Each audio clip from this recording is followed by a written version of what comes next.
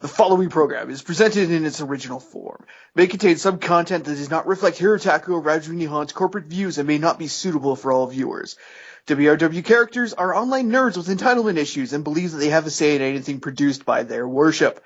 You can block access to all programs and others like it using the parental controls in your WRW accounts. Wait a minute, we don't have those.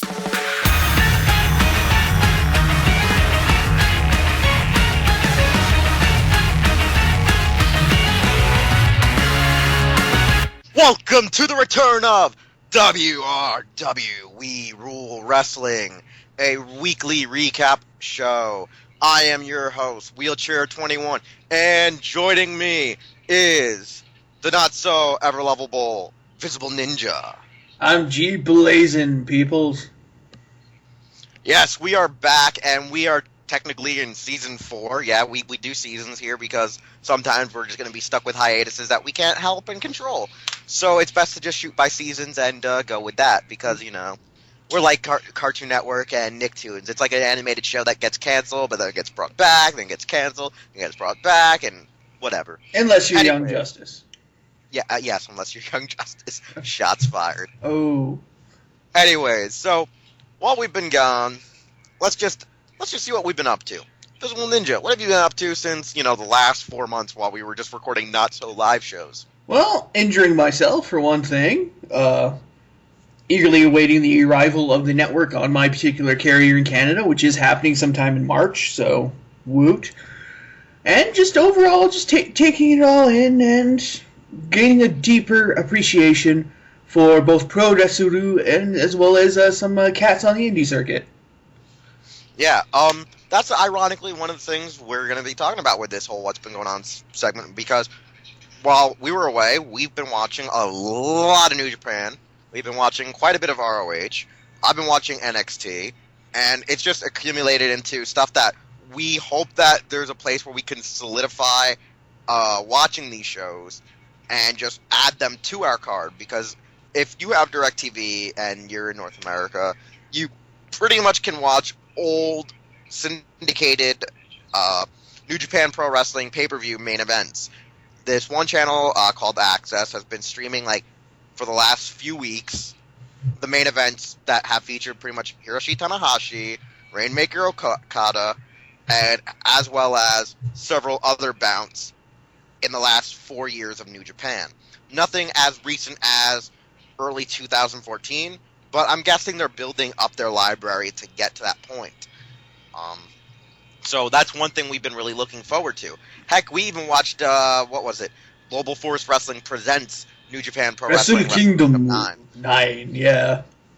Visible Ninja, what were some of your thoughts about that pay-per-view? It was pretty interesting. Well, it was a little while ago, since it was the start of January, but it was actually quite amazing. I know this is essentially, Japan's version of WrestleMania, and they really busted out all the stops, especially now that they've kind of have Jeff Jarrett's help there. Not only securing talent, but also maybe bringing New Japan to a more global stage, which is great. Matches themselves were freaking awesome, not to mention getting some good old Styles Clashuru and some Bullet Club goodness, and they've got some upcoming events, and I know they're teaming with ROH for a couple shows in the summer, so those are going to be hella interesting to see. Yeah, I'll say this right now, I think the match of the night, which everyone can most likely agree on, was that Ibushi-Nakamura bout for the Intercontinental Championship. The Intercontinental Championship was probably one of the craziest matches ever, especially because Ibushi was a little shit in that match. And when I mean a little shit, he was mocking the hell out of Nakamura, which was interesting as hell. Oh yeah, God yes. I think the next best match on the card was actually either the opening Fatal 4-Way Tag Team bout or the main event itself. The main event was great and all, but a lot of people actually thought Okada was going to win this match for some reason, and Tanahashi won. We were like, okay, that's cool, that's great, but a lot of people had money on Okada for some reason, which was ironic.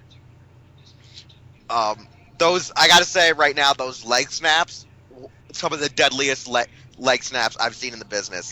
Tanahashi does some of the best. And, yeah, no complaints here. Yeah, I definitely have to agree. He was blasting those things like they were pistol trim.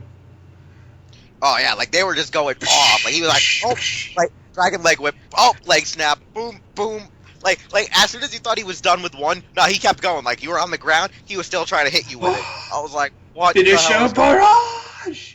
I know that's kind of the wrestling trope that they love to do in Japan. That's mostly frowned upon, like in the Western style wrestling. But I love the finisher barrage though.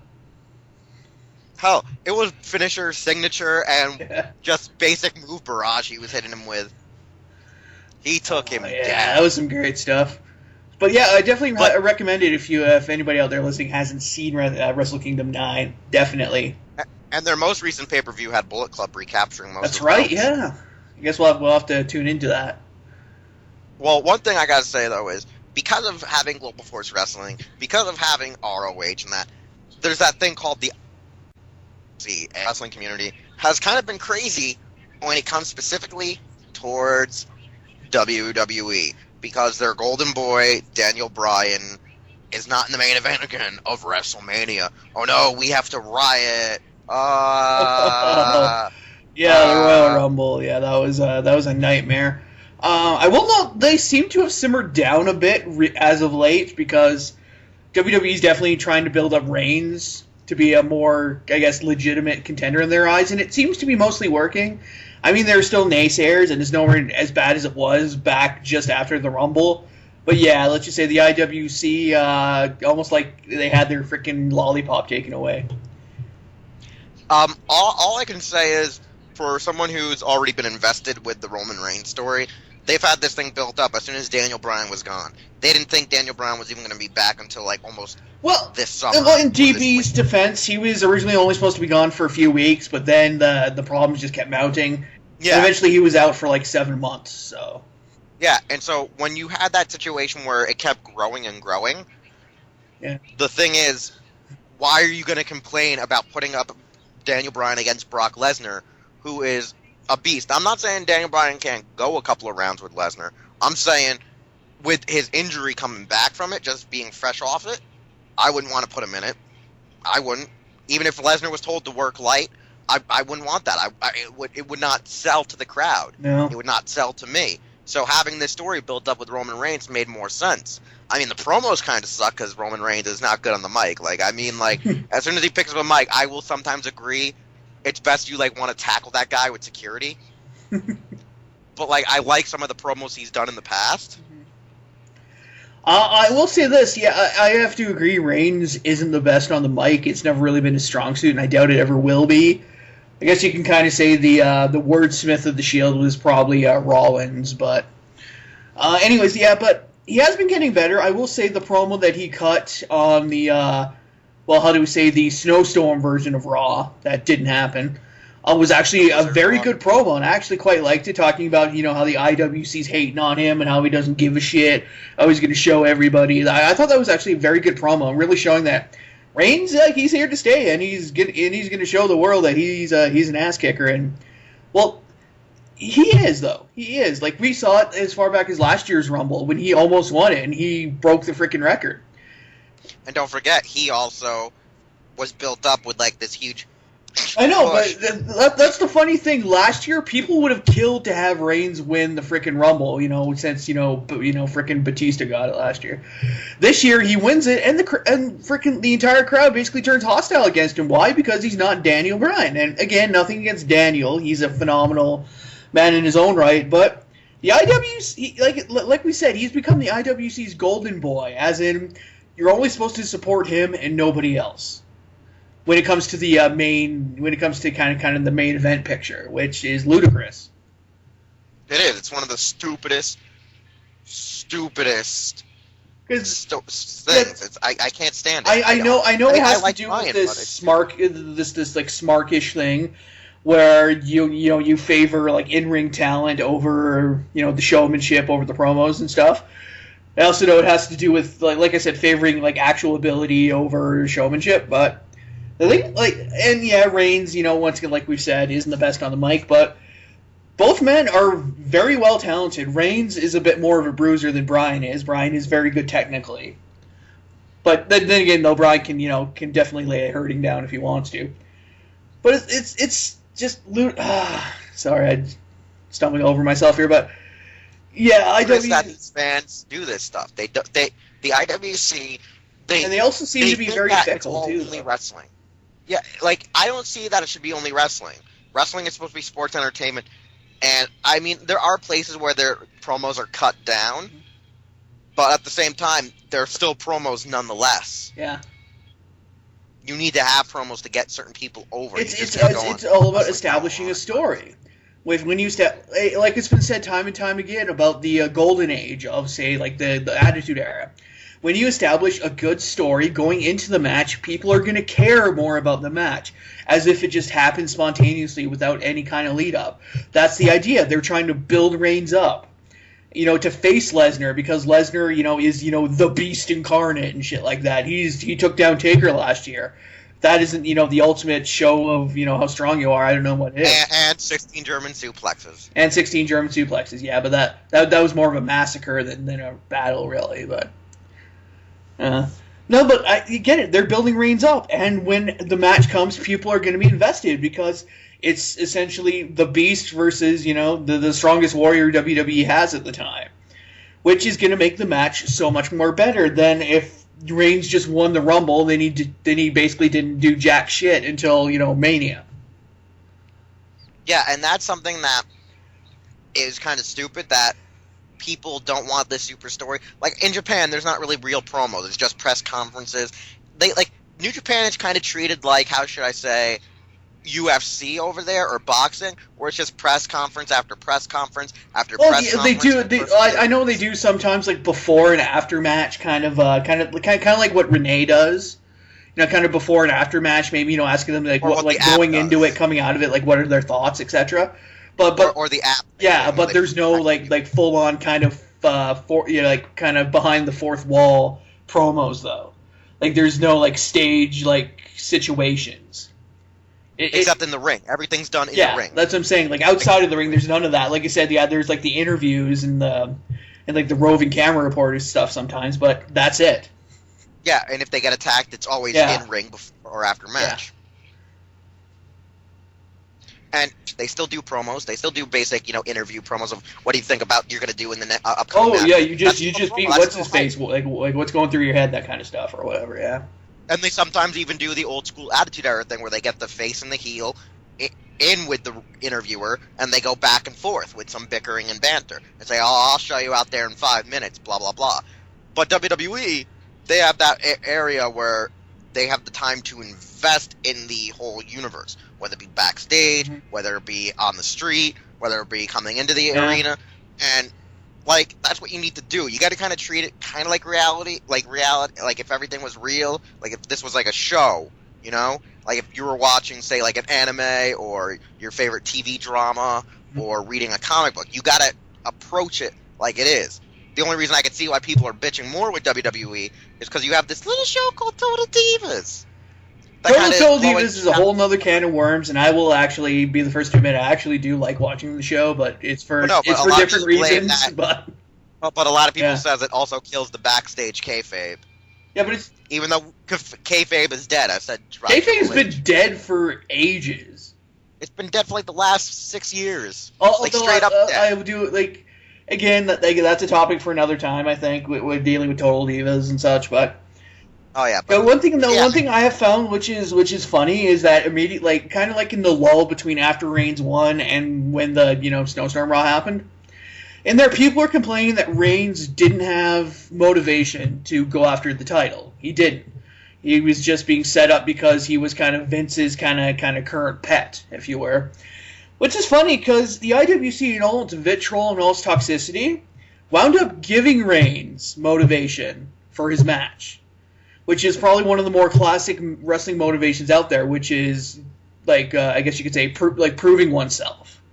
Which is funny, because in the IWC complaining about Reigns, they've essentially given him license to really build a great story and have a great match, when before, maybe he might not have, if people had been more receptive towards Reigns winning the title, or winning the chance at the title.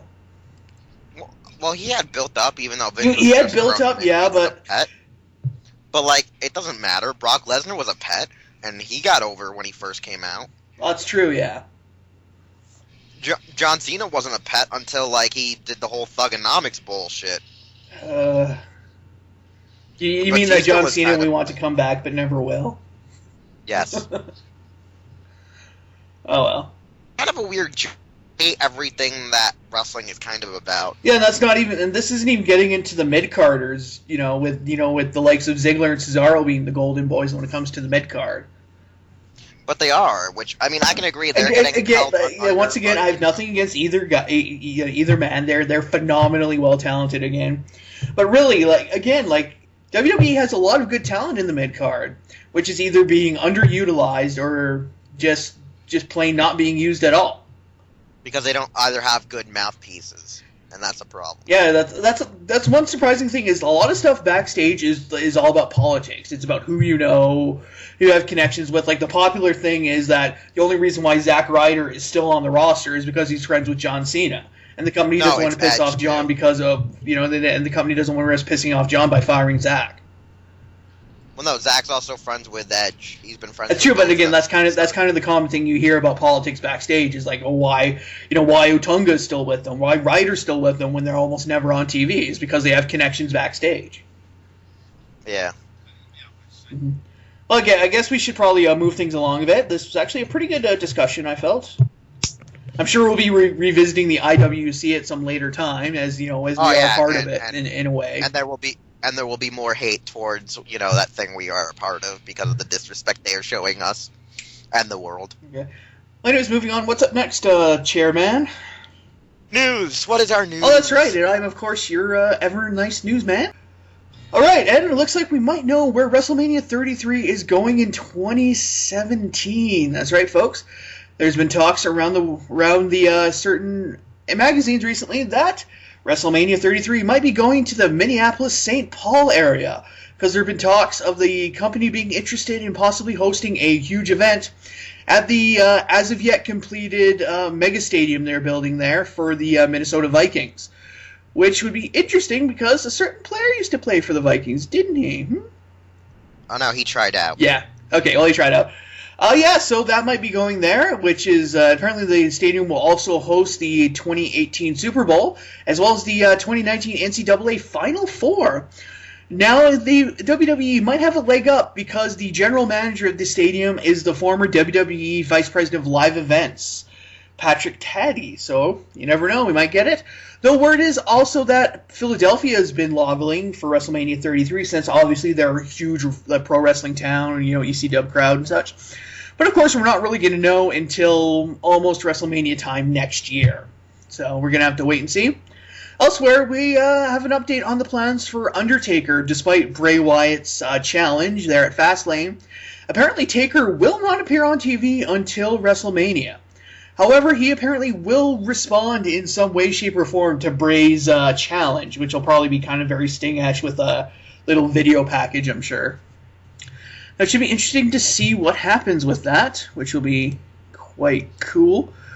Elsewhere, yes, folks, it's official. Rey Mysterio has left WWE after apparently months of trying to get out of his contract.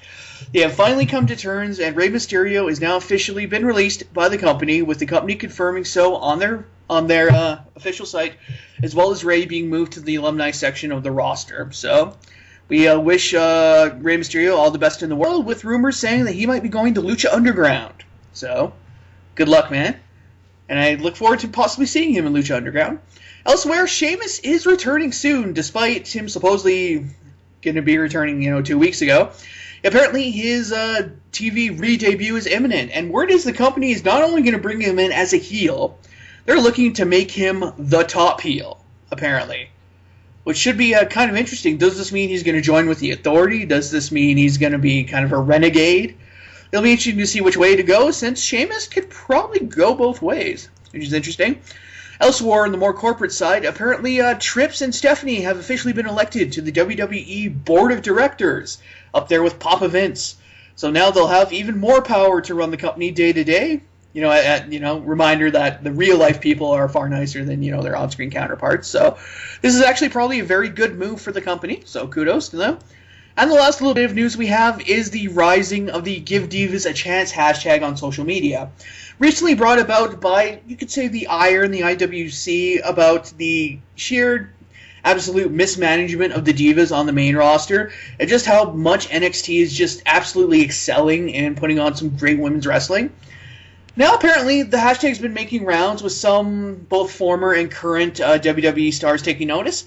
Particularly the currently absent, but supposedly coming back soon, AJ Brooks, aka AJ Lee, who apparently tweeted at Stephanie McMahon that, yeah, the Divas kind of need more money and more screen time, boss lady, so yeah. Apparently, the interior, the company was actually quite taken aback by this, with Stephanie actually responding that it's in the works, and stay tuned, and you never know what's going to happen, so who knows? We might be seeing some better paid and possibly higher quality Divas matches in the future. So, Mr. Chair, any comments on any of the news we just espoused? After this year's Royal Rumble, I kind of hope WrestleMania does not go to Philadelphia as like an FU to them, you know, for giving us such So you'd rather it go to St. Louis than Philadelphia? Like I would love to have it in Philadelphia. One, because it's close to me. I can probably get there. Like if it was in New York. But the thing is, I kind of want it to be like a punishment because Philadelphia was very disrespectful to the WWE. Like, I understand they were rioting. They were voicing their opinion in the crowd, but they were in the sense of almost rioting, where people were actually outside in crowds waiting for the superstars to leave to possibly injure Roman Reigns and other members. Yeah, I heard that. The Rock even stated that. It was kind of a ruckus outside, that he was not going to leave the arena without knowing people got home safe. Like, The Rock himself said, I'm not leaving until I know everyone is able to leave safe. Like, he could have left when he wanted in his freaking, you know, like, luxurious, like, limo. But The Rock's like, nah, I'm not leaving until I know everyone leaves safe.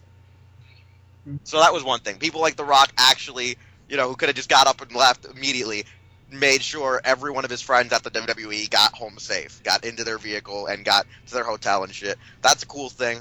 So I feel like Philly deserves a bit of punishment. The fans fucked the fans.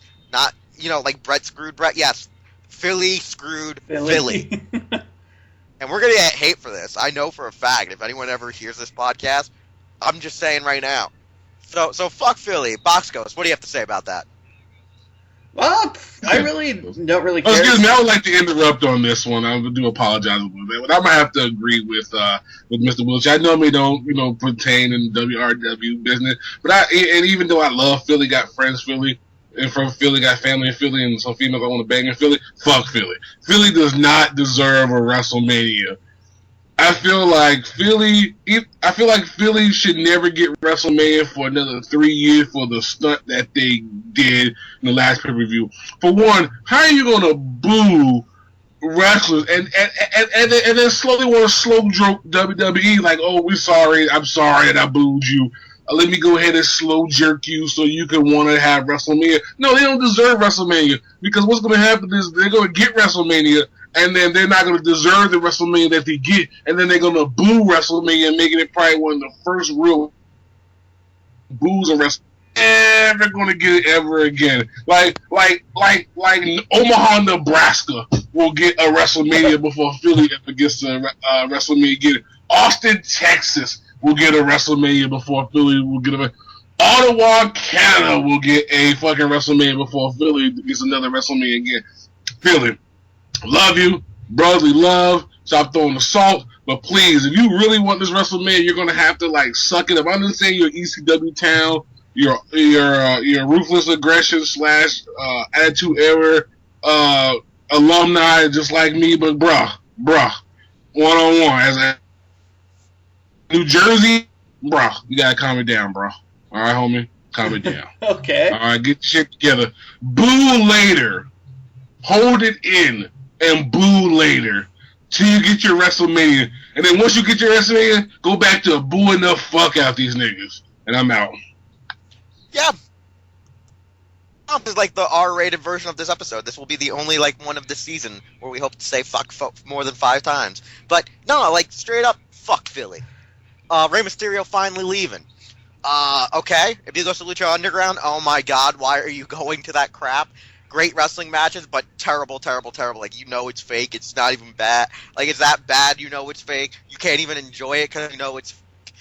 It's so bad. I'd rather watch TNA. There, I said it. Lucha Underground. I'd rather watch TNA. Undertaker. I kind of get the storyline. I'm not accepting of the storyline, but I get the storyline. I understand the whole idea of having a follow-up with Bray Wyatt. Oga said it best, as in the body is dead and now Bray is going to crush the soul. But I'm like, and I'm just sitting here going, and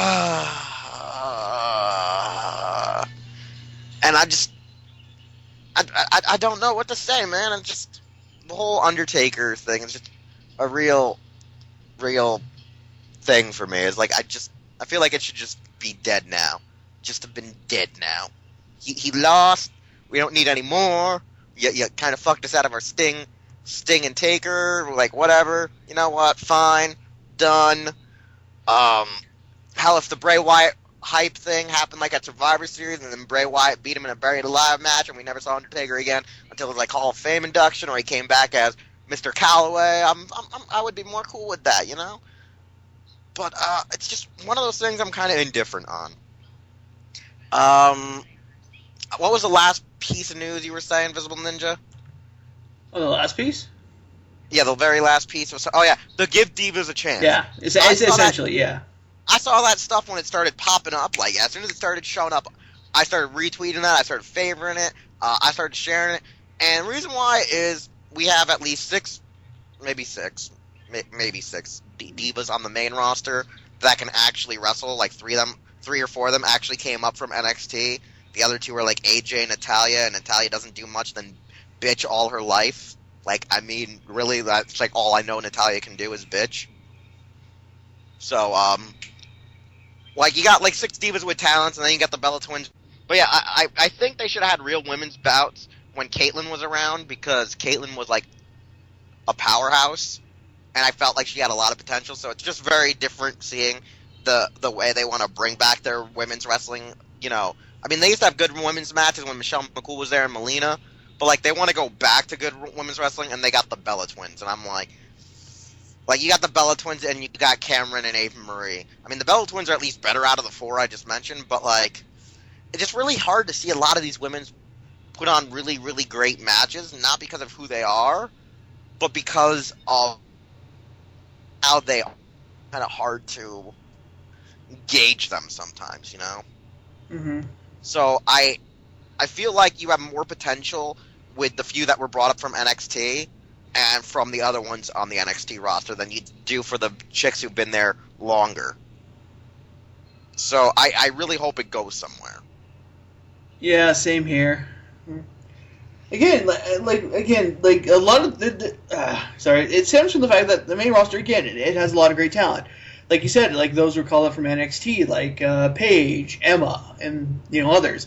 But yeah, they're ultimately being wasted. So I would like to see some better matches on Raw, like the kind of see on NXT. Time will tell what'll happen, because I know it's not as as cut and dry as just give the divas more time and let them have better matches. I know there's a lot of issues backstage they would have to deal with, but I would be interested to see. And I know, let's just say the genie's out of the box now, so I have to wait and see what happens. And the next thing you see is someone get hit over the head with a steel chair. I wish.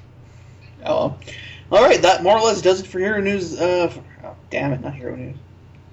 Nice job, Metal. Yes, Hero News. Yes. Yeah, I guess that does it for the WRW news this week. And I guess moving on, Cher-san, where are we going next? I don't know. Where do we normally go after news? To the cards! The cards! To the cards! The cards. Cards. All right, Visible Ninja, what do you want to do? Do you want to do the Raw, or do you want to do the SmackDown? I will do Raw, if that's all right. All right, you can do the Raw. Okay, things started off with a good old Randy Orton, now back in the saddle, coming out, commenting that even though he's been bound for 4 months, but guess what? He forgot what the Authority did to him, and he calls out the Authority Golden Boy Seth Rollins. But guess what? That's when Kane and pretty much the entire Authority come come trampling down with Steph kind of offering, with hand outstretched for Randy to kind of rejoin the Authority Brotherhood. And, of course, he would comment later that night. Next up, we have a match against... Oh, somebody drop? No. Okay, I thought I heard a drop. No, sorry. No, that was me just burping. Anyways, first match on the card was Dolph Ziggler versus Bray... damn it. Versus Bray Barrett. Damn it, no. Bray Barrett. Nice, Metal. Nice! Stopped again. Anyways, first match up was Dolph Ziggler versus Wade Barrett, and Ziggler was able to give him the good old zigzag to still run off with the stolen Intercontinental Championship, thanks to Dean Ambrose. And, of course, that championship would probably change hands many times this week. But I'm sure Mr. Chair will talk more about that later. Anyways, next up we had a promo with the Authority meeting Randy backstage to chat a bit more. Even though Seth and Kane kind of don't want Randy back in the fold, Steph still wants him, on board, maybe because of that time that, he RKO'd her and such. With Orton seemingly agreeing with a hesitant handshake with Rollins. So to celebrate, she set up tonight's main event, which we'll get to in a bit. Next up, we had the newly reformed Primetime Players, since, they gave Darren Young a bit of a makeover, and they had to reunite the Primetime Players, against the Ascension, and the Ascension continued to job like a bunch of assholes, because the Primetime Players promptly kind of stomped them, so, yeah. Next up, we had Roman Reigns coming out to issue a message to anybody who doubted him, eerily, considering what we just talked about. Anyways, that's when Daniel Bryan comes out, before he can actually get started. Bryan pretty much tells Reigns that, Reigns, you have a lot more heart than I thought you did, and you know what? Doesn't care how many people beat you, because, my good sir, you defeated Daniel Bryan, and that takes guts. And pretty much they all kind of shake hands and go buddy-buddy. Anyways, and Brock Lesnar's coming up, so get your ass in gear, son. Next up, we had the Usos against Cesaro and Tyson Kidd, who lost it because Natalya low-blowed Jimmy. Because, interfering in Natalya is interfering. And sad part is she wasn't even wearing something that... She wasn't wearing that sexy suit either from Fastlane, which sucks. Next up we had Jack Swagger versus the newly despondent Stardust, with Swagger actually making us Stardust tap out with the Patriot Lock.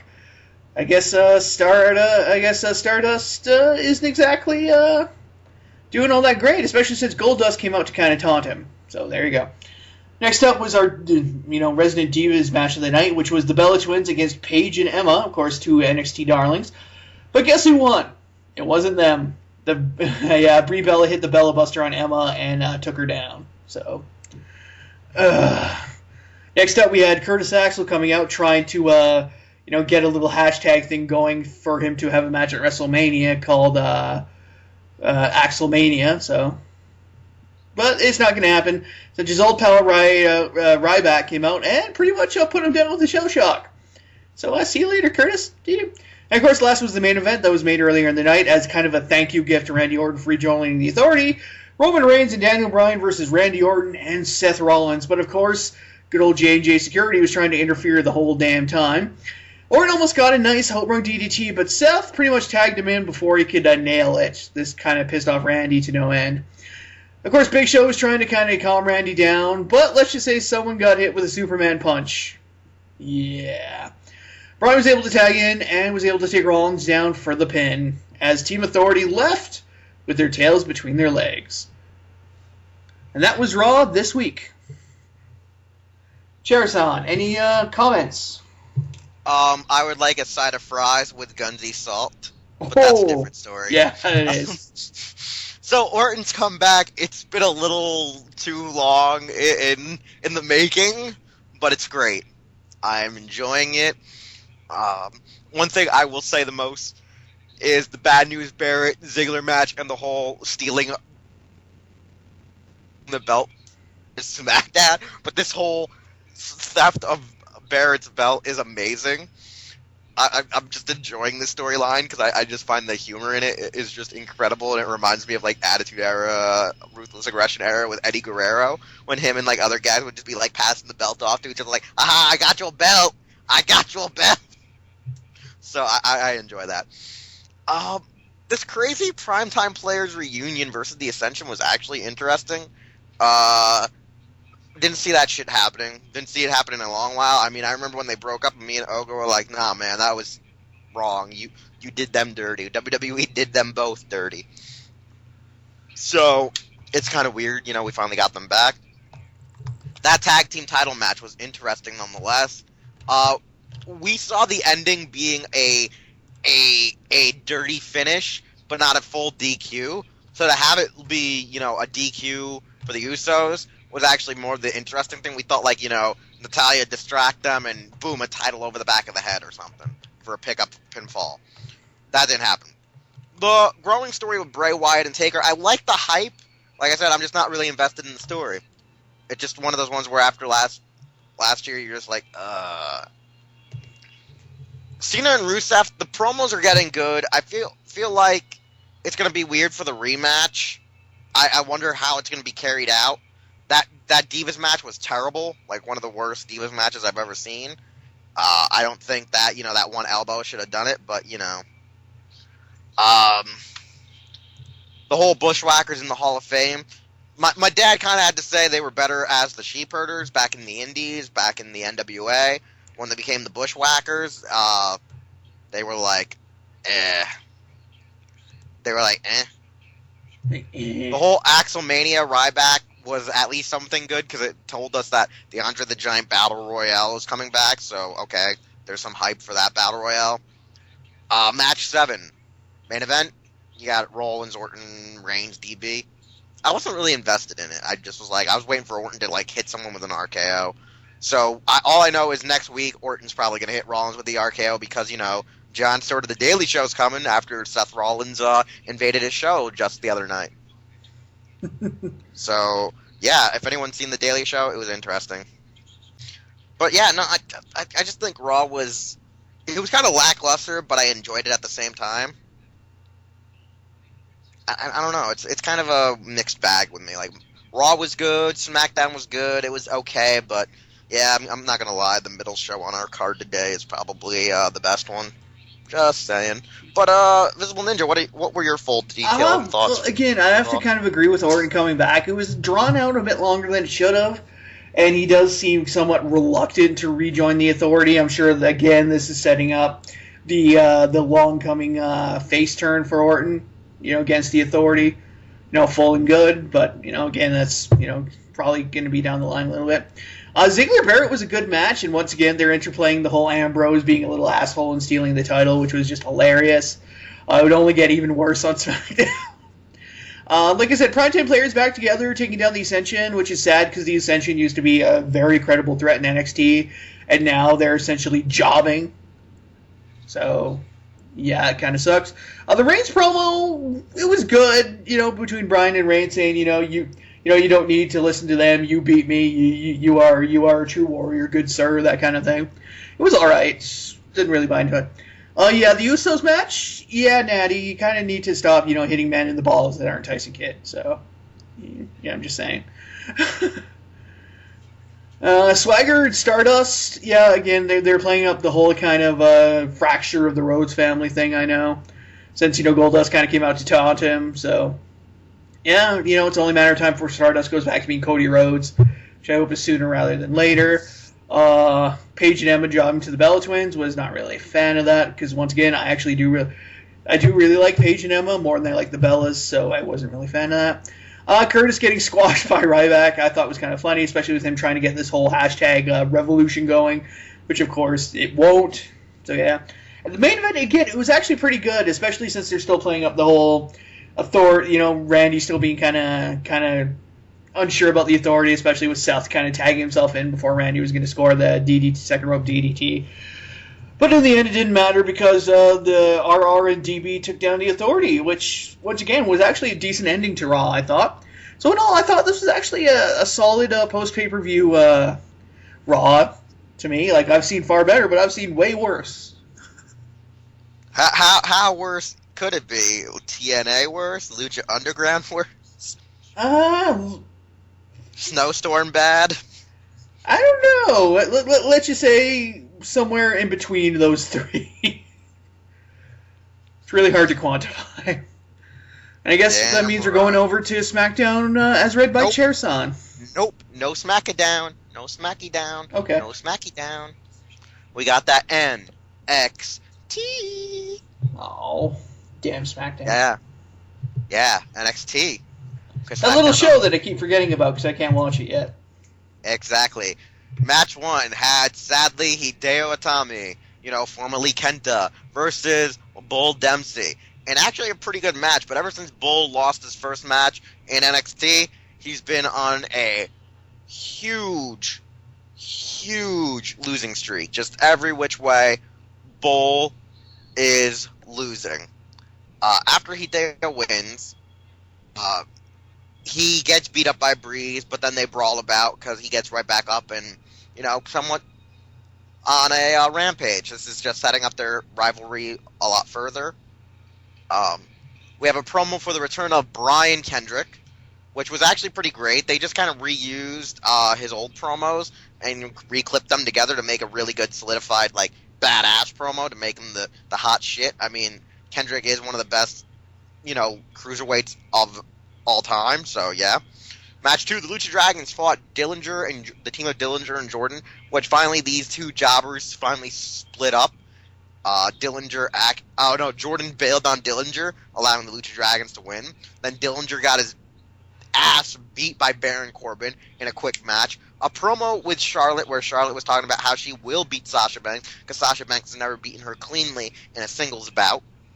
Match 4, Bayley versus Becky Lynch, with Becky Lynch winning via vicious submission with a vicious armbar. And before we get to the main event, we have a promo with Rhino, and then this huge, amped up, commercial for Charlotte versus Sasha Banks for the rematch for her belt, which I was sitting there going, and this is why the hashtag Give Divas a Chance happened, because of NXT and their women's division. Because this is a great division, unlike the main roster. Main event, Brian Kendrick versus Finn Balor. Prince Devitt. Okay, Kendrick and Balor tore down the house. I mean, there were times when Kendrick literally had Balor on the ropes and could have hit his finisher, and Balor was just managing to counter out and hit vicious clotheslines. He eventually got in his double stomp and won via pinfall, and this is when Kevin Owens attacked Alex Riley. Kevin Owens and Alex Riley, while on commentary, had a little bit of a stint. Owens left, then came back to send a message to Balor by attacking Riley, and that's how the show ends, with Balor being forced to watch Owens dismantle Alex.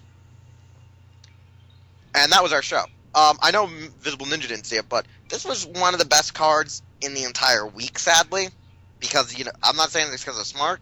This is because the matches were actually good. They're actually entertaining, and for being just an hour long, I think that the whole play up into the main event was incredible. It was good. It's kind of doing this thing where they're bringing in guys like Rhino and Kendrick to help build characters like Balor, Neville, the main NXT 5.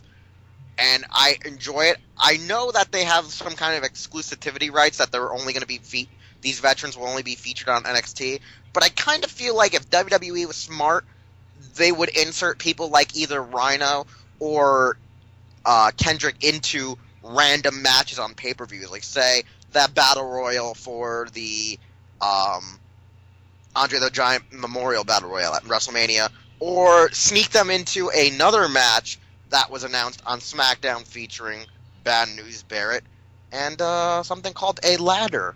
But we'll talk about that shortly. Visible Ninja, what are your thoughts, though, on the return of some superstars to NXT to help build up the younger talent? Well, as always, it's always great. I mean, it doesn't hurt to have more established stars coming to work with the newbies. I mean, obviously, there's a bit of learning on both sides, you could say. But I'm really behind it because it can, in the end, amount to a better product. Really, again, on both ends, because you have the older stars coming in to kind of, I guess you could say, kind of please maybe some of the older fans. But also, again, you have them working with the younger kids to make them far better. So, again, it's a win-win ultimately, I think. So, yeah. And do you think we'll actually see them though on the main roster once in a while? That's the $1 million question ultimately, because I really can't really say. I mean, hey, God only knows what WWE's criteria for calling up people is. So I know it probably has to do with Trips possibly recommending people. Or it might be, all on the main roster side saying, "Oh, we want this person, this person, this person." But no, the question is, do you think people like Rhino and Kendrick will be seen once in a blue moon on a Raw or a SmackDown or Rhino? I could probably see popping up once or twice. Possibly, like I said, during maybe the Andre the Giant Battle Royale, maybe, because he might be good there. Kendrick, I don't really know. If I had to say definitively, I'd probably say no. But hey, what do I know? Yeah, that's kind of the $1 million question, I would guess, because Brian Kendrick is a cruiserweight, and WWE has no place for cruiserweights. It seems it's like no cruiserweight, no for you, no cruiserweight. Yeah, sad but true. And Brian Kendrick is pretty damn good. Mm-hmm.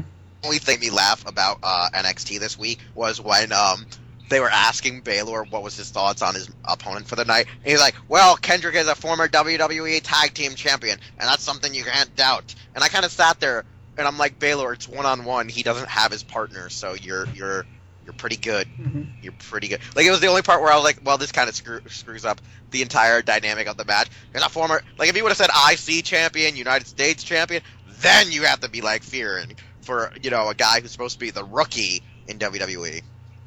Mm-hmm. This is going. I'm liking how they're kind of building up Alex Riley's return when Owens kind of beat him up a bit. So I can't wait. I know Alex Riley's return is imminent for this month because of the episodes that were recorded already down there in Full Sail. But the funny thing is when I hear the spoilers, I tend to forget because they shoot, unlike TNA, they can shoot 3 episodes in a single night. So you can forget the dates faster because NXT is a 1-hour show, Mm-hmm. So, yeah. So that's going to be interesting. But we can move over to SmackDown if you wish, which can be read by you as well. Well, I thank you, good sir. So, SmackDown, Daniel Bryan comes out and talks about his next move, saying that despite his injury, he's not going to give up, and he's going to run it all the way to WrestleMania 31. The crowd thunderously approved. But of course, Bad News Barrett has to come in and interrupt, saying how much he really deserves the championship, because, well, he kind of got stolen from him. Because, assholes. So anyways, Barrett says that it's actually his title, and that Bryan should, GTFO. Of course, Ambrose cares to interject, and we get a Big Brad Brawl coming in. But it ends up with an interesting Roman Reigns interview with Brian Saxton, kind of setting up the main event later tonight. Anyways, our first match is Ambrose versus The Miz. Anyways, Miz actually managed to pull out a decent match, although Ambrose won by pinfall. Wasn't spectacular, but it was a show starter, that's for sure. Anyways, next up we got a new announcement that we're going to be getting Ziggler, Rowan, and Ryback versus Rollins, Kane, and The Big Show, coming at Fastlane as the main event. Yeah, right. Come on. Anyways, tuning up. Next up we had Naomi featuring the Usos, namely the one that isn't injured, versus Natty with Calgary Swiss. And of course, Naomi actually fought pretty hard, though Natty was actually able to pull this off with a pinfall. Naomi looking kind of evil, if you ask me. She's probably going to turn heel fairly soon. Wouldn't surprise me. Anyways, next up, Rusev and Lana come out and kind of bitch out John Cena, wanting a rematch, which, of course, they would get coming soon at Mania. At least we think so, anyway. Anyways, next up, we had Daniel Bryan versus Bad News Barrett in the match that was set up earlier in the night. This one actually went on for quite a bit, and Bryan really gave it his all. He was hurting a little bit towards the end, but he was able to pull off a pinfall thanks to a Bukiatsu knee kick, since, he's the kick master and a whore of kick pads, as Total Divas has established. Anyways, next up we found out that the Bushwhackers are getting into the WWE Hall of Fame. The awesome tag team duo. Awesome to see. Next up we had Fandango featuring Rosa against Curtis Axel. Fandango won, unfortunately. Yeah. But next up we got probably one of the most hilarious promos I've ever seen. We have Damien Mizdow filming a commercial. And it's very obviously a male enhancement commercial. Miz thinks someone interrupts the shoots and essentially hijacks it. And of course, figures that he's going to be the big star since, it's his commercial because he is the Miz. Damn. Hopefully this comes back to bite him, hopefully. Next up we had Adam Rose versus the strange one, Goldust. Goldust won it fairly handily. It was kind of a piss-poor match if you ask me, but hey, whatever. Anyways, next up we got our main event of the evening, which, like I said, was Ziggler, Rowan, and Ryback versus Rollins, Kane, and The Big Show. And it was actually quite a row, but fortunately the face team won out in the end over the heels. And this was probably the match of the night, but it's not saying much. The SmackDown was kind of... what can I say? It was a bit bland, if you ask me. So, Chair, what did you think? I thought the opening promo was pretty decent. It's hyping that whole title theft storyline, whatever they're doing with it, at Mania. I gotta say, I don't know what's going on with the whole theft, but I'm guessing it's going to lead to some kind of Battle Royale gauntlet match. Of course it is. That's the whole thing. We don't know. Inkling says it's going to be a what do you call it, like a six-pack challenge where it's a tornado-style elimination. Others says it's going to be a straight-up ladder match just because there's no Money in the Bank featured at WrestleMania these days. But that's such a travesty. Yeah, that really is. But then again, it's its own pay-per-view now, so. But it just doesn't hold up as well as a pay-per-view, I feel like. I feel like it needs to be that commodity that they have rather than the Andre the Giant Battle Royale. Yeah, well, that's kind of the new thing, though, now. Overall, I gotta say, the opening promo was pretty decent. The matches were I don't think there was really much to go there. I mean, Rusev and Lana addressing Cena's challenge for a rematch is pretty funny because, like, we know he's gonna get it, especially after what happened, this week at Fastlane. But, I mean, I wonder what to the degree it's gonna be where Cena has to get the belt back. Probably something stupid, or at least to the ethics of ruthless aggression Cena, where we get to see a little bit of evil Cena. But I gotta say, the Daniel Bryan Barrett match is probably the second best match on the card, where the main event is where it's completely at. I really think that the main event is literally just probably at least one of the better shows this week, because it is a rematch from Fastlane. It's not incredibly better, but it at least was a good highlight for the show. I think if they wanted to make it a little bit amped up, there would have been some weird stipulation like, no DQ or elimination. Because just a basic rematch is like saying, hey, here's the match that you saw at the pay-per-view with a different result. Which obviously it did, since the good guys won this time. So, I think it could have been a whole lot better. I think it could have been orchestrated way better. I just know that certain rematches, when they're on TV, are actually better than the matches we actually saw the night before if they were not the main event match on the card or some kind of title change match. Yeah. But like you said, it was pretty mediocre. Then again, I mean, Fastlane was a toss-up pay-per-view. I mean, we enjoyed it, but we didn't overly enjoy it. I'm not too sure what else you have to say about this, if you have anything else to say, because I mean, I pretty much said it during my little interlude there. The SmackDown was kind of lackluster. I mean, I just wasn't feeling it. I mean, that Mizdow commercial was pretty funny, I will admit. Can't wait to see if we maybe see the finished product someday, which is going to be hilarious. I agree with you. The beginning promo, again, was one of the strong points, with Daniel Bryan coming out and claiming how he's not going to back down. He's going to run this tit all the way to Mania, with Barrett wanting his title back after the whole, shenanigans with the IC title, which has been, kind of a highlight in the past few weeks. That was all great. But the rest of the show just did not hang up. I mean, the main event was just okay. The rest of the matches were just I don't want to say horrible, but they weren't that great. I mean, even the Divas match, which, trust me, I give the Divas a lot of credit, but Naomi versus Natalya it just wasn't there. Maybe they really need to turn Naomi into a heel. I swear to God, they really do.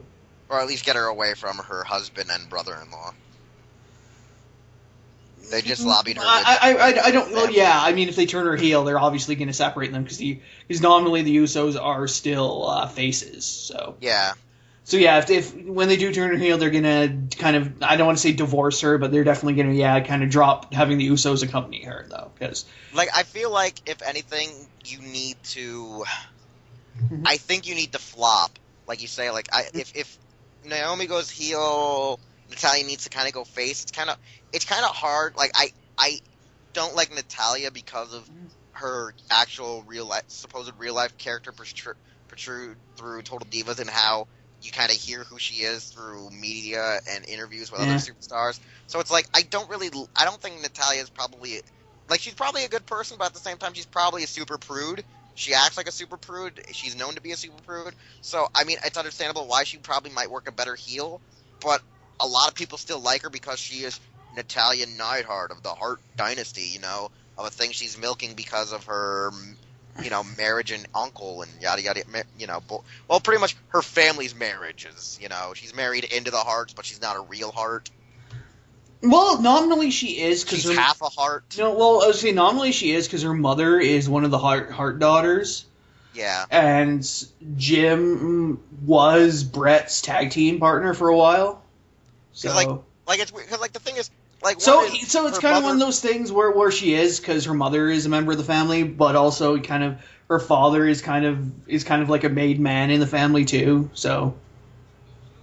Like if this were a crime family, I'm just using that thing because he was Brett's tag partner for such a long time. It's just one of those ones where there's such a disconnect because she is Neidhart's daughter, where I feel like that's why also she's been flopped around in the roster because it's just Jim Anvil Neidhart, where British Bulldog was loved by Vince, Brett was one of Vince's favorites. Owen was one of Vince's favorites. And I'm sitting here but you'll notice whenever they play up Natty, they usually play up the Hart family connection, more so her uncles and less so her father.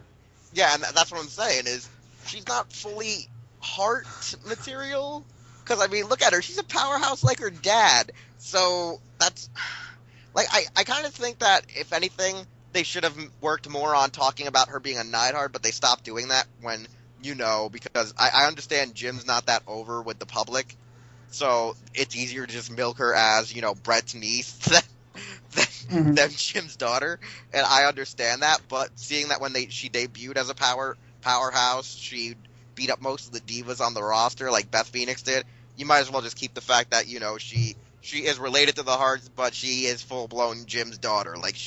There's a lot more comparisons to her father than there is her mother or her uncles or whatever. You know what I'm saying? Mm-hmm. You see more of Jim in her than you actually do Hart until she locks in the sharpshooter. Ooh yeah. So I feel like she's a good heel, but also a good face. I think the other problem is if you're married into the Hart family or you're part of the Hart family, you have that, like you said, a personality of a block of wood.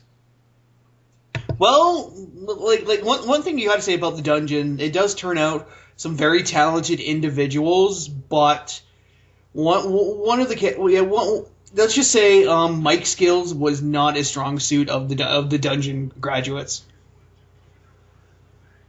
Yeah, so it kind of really shows in Tyson. It took him quite a while to really start, really coming into his own on the mic.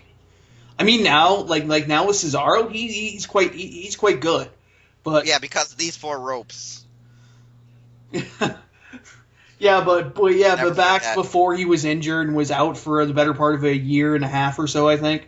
Yeah, he was just god awful on the mic. Yeah, because all I can say is when you look at the divas like Naomi and Natalya, very talented, but I feel like they have no way to get over compared to as some other divas. AJ is able to get over with the crowd, whether it be, who she's married to, whether it be who she actually is. Paige is able to get over because she was born into the family. She's literally she's straight up a full generational child.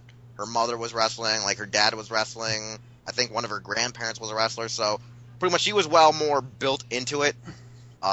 Even sadly, the Bellas have been able to get over with the crowd. One more so over the less, because you have Brie being married to Daniel, so she at least, found love. Nikki's kind of just gold digging. So, I mean, I think the biggest problem is, one, is Naomi probably should not have had the character of the Funkle Dactyl. That might have hurt the cause of getting Naomi over as a good push. Natalya has the personality of a block of wood and is as bitchy as a bulldog, so that could also hurt her too. She might not have the right attitude about this. Mm-hmm. It seems she has a better attitude when she's working on NXT than I see her on the main roster. But I also think that's because Triple H, gives her a little bit more slack when she's running with NXT girls. Plus, the other thing is a lot of the NXT girls actually did train with Natalya before she even made it to the main roster, when all those girls were still little girls just coming into the wrestling community, wrestling groups, indies. So yeah, but overall I can say that was a match that really needed work. It really did. But like I said, Daniel Bryan Barrett, pretty stellar. Probably a good match, not match of the week material, but good match.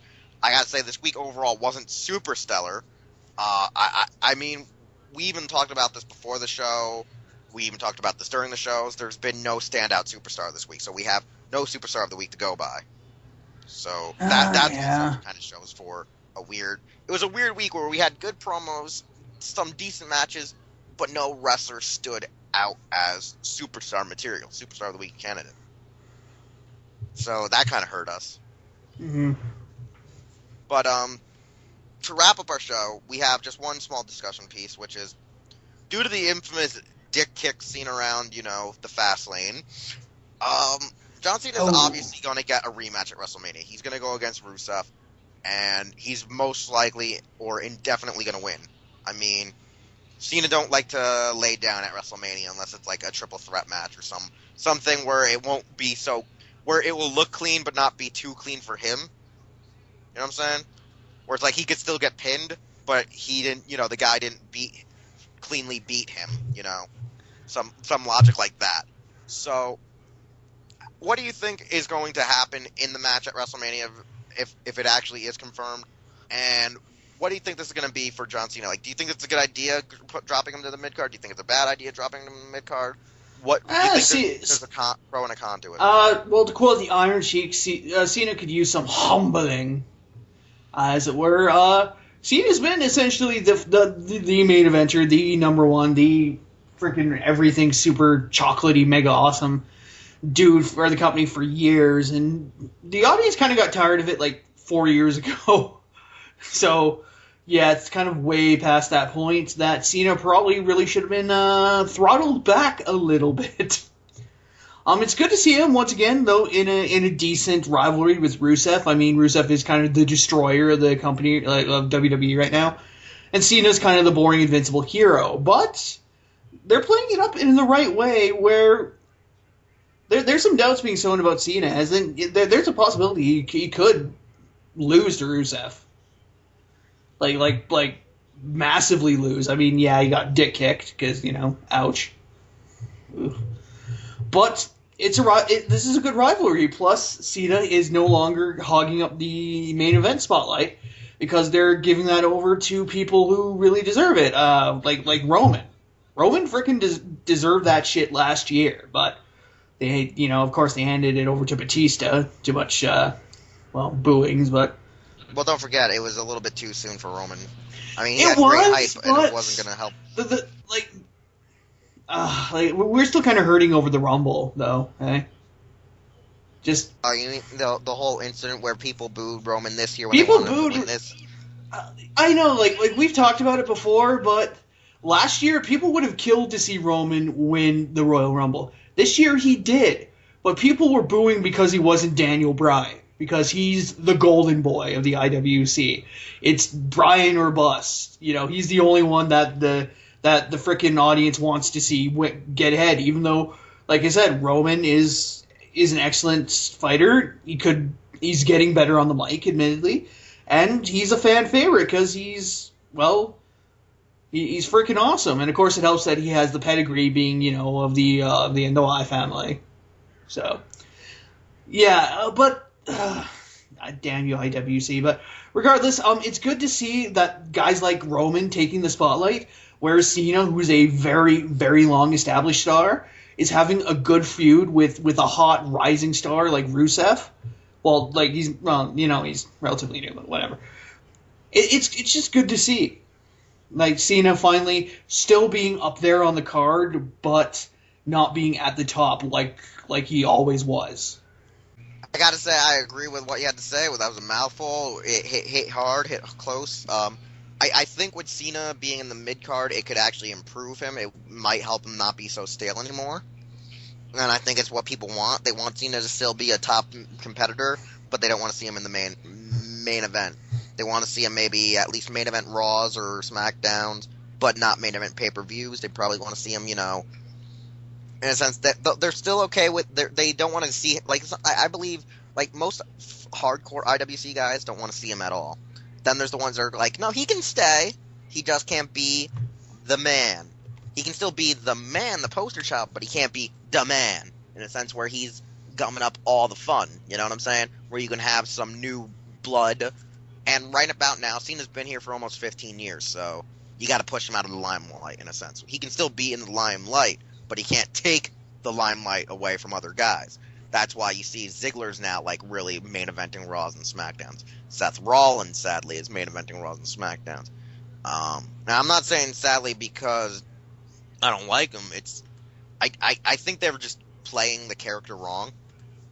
I really think they're playing the character wrong, and that he needs to cash in soon, or at least when he cashes in, he needs to, quite frankly, fuck the authority and go against what they want. I feel like he needs to be a wild card champion rather than a corporate champion, because I think it would be more fun that way for him. I think because of how he is, it'd be better if you find out he's backstabbing everyone just to get on top. Mm-hmm. I don't feel like he should have to rely on the authority like he's doing now. So, I gotta say, Cena, yes, I could see good potential here. I could also see this being a bad idea, because if Cena has the main belt, not the main belt, but a main mid-card belt, the main mid-card that you got might get destroyed. Like, there's no way to promote these guys up, because they built Cena up too strong that he's Mr. Kickout at 2.